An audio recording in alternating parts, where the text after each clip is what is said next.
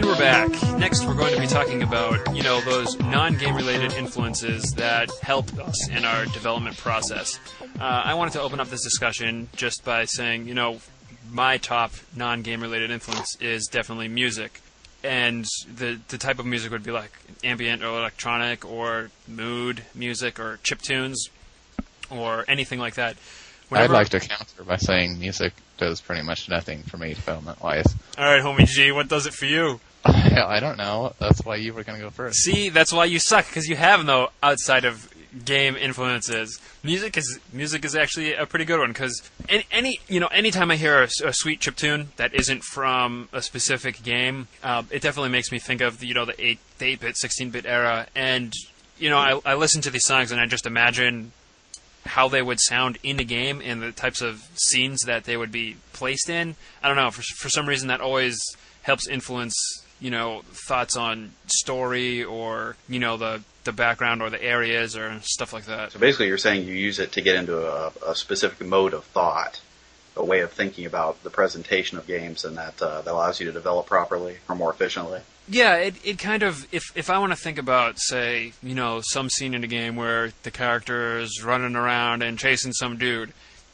I can visualize it a lot better if I have music that kind of accompanies it. I can visualize scenes in my head. Not that I could ever make a game look like that, because I'm not developing cutscenes or doing tons of sprite work, but it can help me figure out the kind of things that I want to happen in a game, or emotions that I want tied to specific aspects of a game. I guess it's sort of the emotion and feeling that you get while doing certain things. I understand. I do that myself sometimes. I'll when I'm thinking about how I want a game to feel, I'll throw on some music that is kind of appropriate for that particular scene or experience. And I'll just kind of sit back and close my eyes for a moment and kind of envision the whole experience I'm looking for in my head and just kind of play it out and, see how the movement, how the character interactions work, the environment, just basically visually imagine what it's going to be like. And the music does help out. If you have something like that, it's basically like a catalyst for envisioning the whole experience. I can see that. Also, Mike, you suck. Yeah, I do what I can. Yeah. So music does nothing for you, Mike? You've never heard a song and said, man, this would be so cool if it was in this scene of some game that I have in my mind. Music does a lot for me. It just doesn't do anything as far as game. So what does it game making for you? Is it only games? You ever read a book and it helps influence you? You ever watch a movie? You ever walking down the street and you see some dude like yelling at his dog and you're like, that would be sweet in a game? No, I've never had that happen. So where do your game ideas come from? I'm crazy and I think of them. So, for instance, your monkey game, is there anything non-game related that started or helped you in your development? Or the lack of artistic ability led me to make a game with letters instead of pictures. Oh, well, son of a bitch, that just ruins it for me. I mean, come on. What? So you're just sitting around one day, and it randomly comes to your mind, Wait, I want to make a game about a monkey in ASCII. It was a frog, but then I said I'd be better at drawing a monkey. So how did it start out?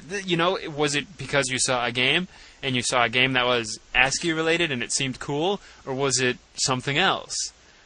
It's because I played a lot of Mario as a kid, and I want to make a bunch of side-scrollers.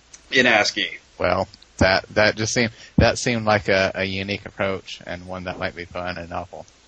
Oh, okay. Well, now I can live with that. That was kind of what I was thinking. But also one that would cater more betterly to my questionable abilities in the realm of art. But seriously, thinking about, all of the non-game related stuff, what is it about other medium that kind of pulls at your brain and says, this would be cool in a game as opposed to other types of things? Do you even think about this, or when it hits you, do you recognize it, or you just kind of, yeah, I want to make this cool game because it's like some other game? Yeah, about the last one.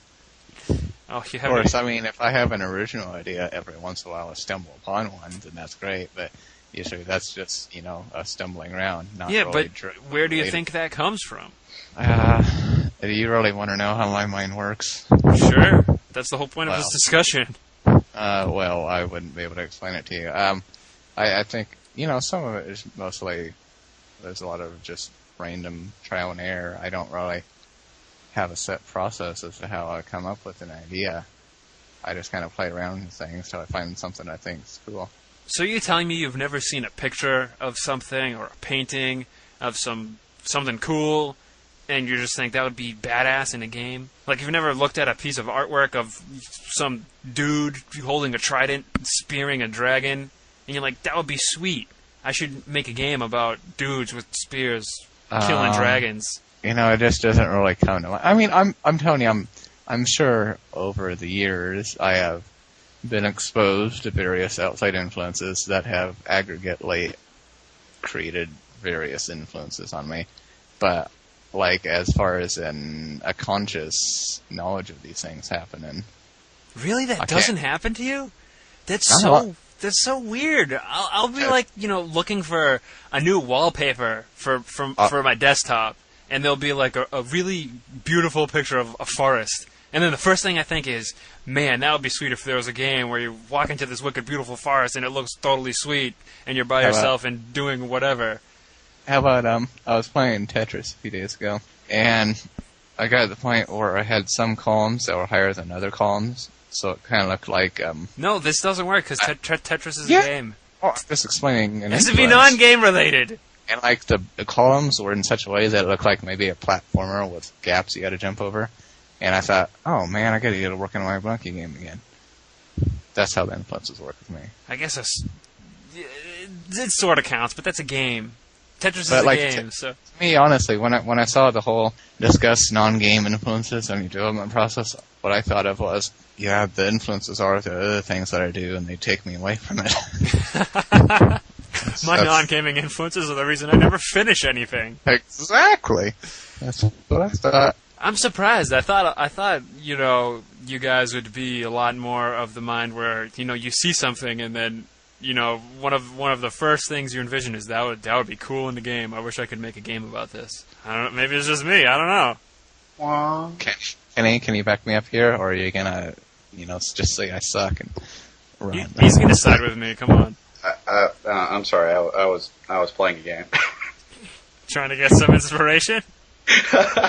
Oh, you guys make me so angry. I can't believe you're just out there looking at all these things in the world and not incorporating it into your process of what could make a cool game. We're just doing it in a less conscious fashion. You guys got to get conscious about this. Come on. Generally, I was just gonna throw it out there and say most of my ideas are spontaneous. I'll be out and about the town. I'll be like, it'll be 3 a.m. and I'll be walking around Walmart wearing my bathrobe and maybe some other garments of clothing, but who the hell knows about. You go to Walmart in your bathrobe? Oh yeah, I've done stranger things. And I'll be like all high on caffeine and strange other pharmaceuticals and whatever. Don't do drugs, children.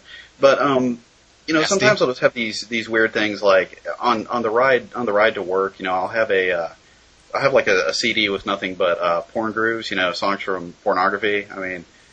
Yeah, don't ask. I listen to weird things, but you start listening to things and you have an odd experience where, everything's just a little bit different. You're not doing the normal things that normal people do, right?